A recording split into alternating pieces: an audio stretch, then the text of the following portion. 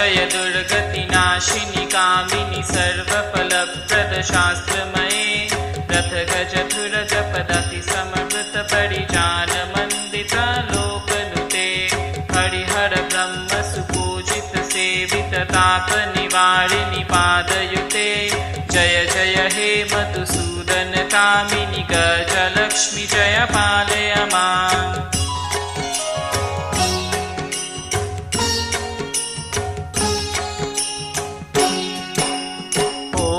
श्रीं गजलक्ष्मी नमः।